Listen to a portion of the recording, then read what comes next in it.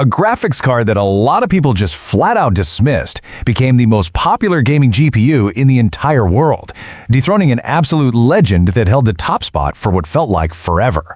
But the story of how it got there, and maybe more importantly, how quickly it all fell apart, is definitely not what you think. Okay, so let's just dive right in. A few months back, the data from the Steam hardware survey sent a huge shockwave through the PC gaming world. The NVIDIA RTX 4060, the card with that super controversial launch, had suddenly, out of nowhere, overtaken the long-reigning, totally beloved RTX 3060. Just like that, we had a new king. And this, of course, raises the big question. How on earth did that happen? Was this a real win based on the card's own merits? And does its short time at the top mean the 4060 is actually the best choice for you right now? To figure this out, we've got to play detective and follow the clues.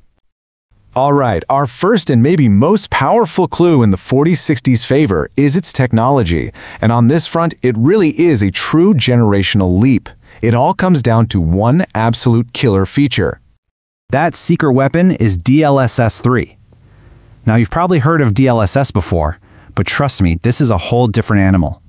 It doesn't just upscale images to look sharper, it uses AI to literally generate and insert brand new frames in between the ones your GPU is rendering. For the newest, most demanding games, it's a total game changer for getting that buttery smooth gameplay. And this is where you really see the split. Sure, the 3060 had DLSS, but there were other great options out there, like AMD's FSR, which works on pretty much any card. But the 4060's DLSS 3, with that frame generation magic, that's something you simply cannot get on older NVIDIA cards or any of its rivals.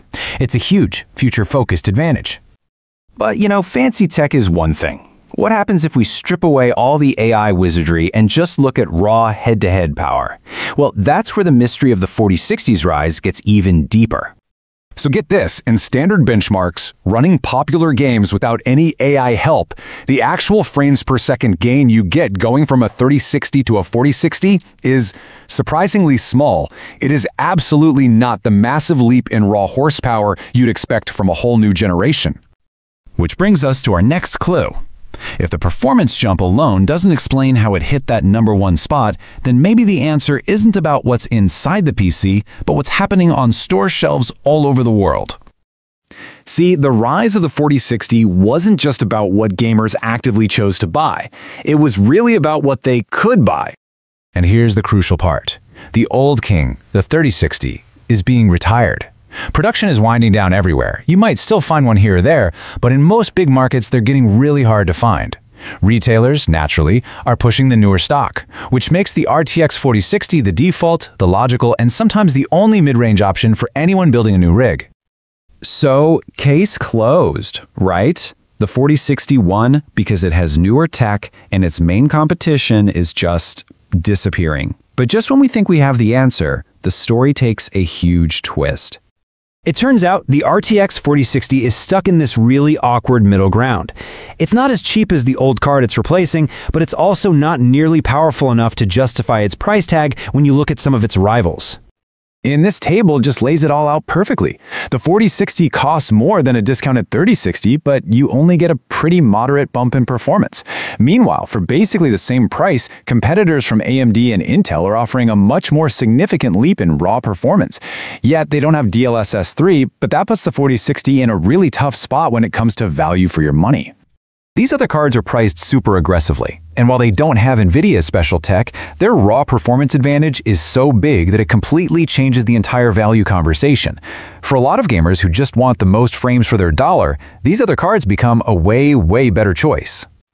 So, after all that digging, what does this all mean for the 4060's very short reign as the world's most popular gaming GPU? Well, it turns out the 4060's moment at the top of the charts wasn't a real coronation at all. It was basically a statistical illusion. It was just a brief moment in time created by the 3060 being phased out right before other better value cards became widely known. And in fact, it has already lost that #1 spot. The real story here isn't about one card winning or losing. It's that the market itself has changed in a big way. The days of a single card like the 3060 dominating the charts for years on end, those are probably over. For the first time in a long time, we've got seriously competitive options at every price point from NVIDIA, AMD, and now even Intel. And all of this brings the final decision right back to you, the gamer. There's no longer one simple answer for what's the best card. The real winner here is the consumer, who now has the power and, let's be honest, the fun challenge of choosing the GPU that perfectly fits what they care about most. The king is dead, and now everyone gets to build their own throne. If you enjoy this video, please like, share, subscribe, and hit the bell to the later update from my channel. Thank you for watching till the end, and see you in the next video.